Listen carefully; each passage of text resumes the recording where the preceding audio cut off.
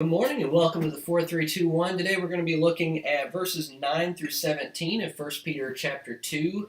1 Peter chapter 2 verses 9 through 17. Here at the beginning, Paul is going to describe what these Christians are, how God views them, and then he's going to talk about what he expects from them or what he's urging them to do. And then in verses 13 through 17, we're going to talk a little bit about submission, and particularly submission to earthly authorities. I wanted to begin reading in verse 9. But you are a chosen race, a royal priesthood, a holy nation, a people for his own possession, that you may proclaim the excellencies of him who called you out of darkness into his marvelous light. Once you were not a people, but now you are God's people. Once you had not received mercy, but now you have received mercy.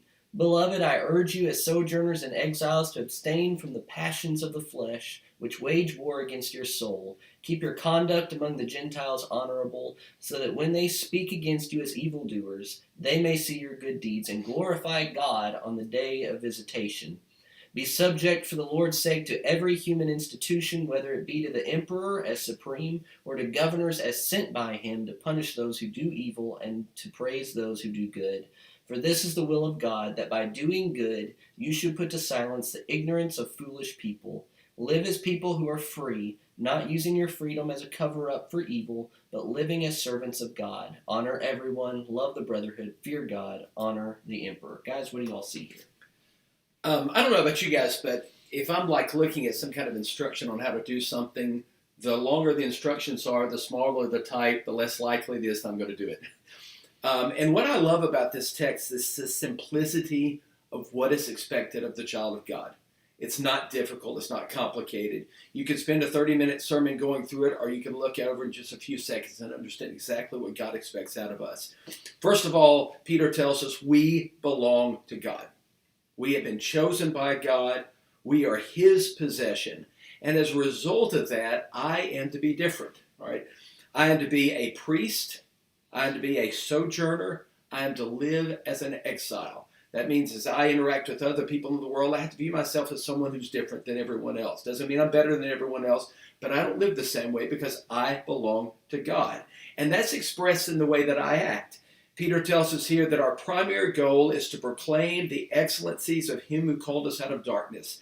It's not to be a political advocate. It's not to go out there and make money. My primary goal in life is to live as someone who proclaims the excellencies of God.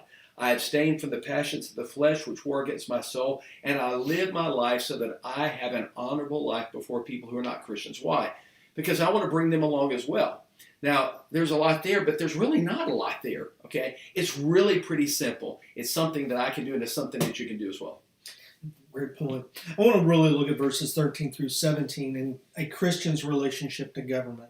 As you look back over history, the relationship with God's people to government has been one of conflict. More often than not, government has been a thorn in the side of some people who are trying to serve God. They are oppressed. They are taken advantage of.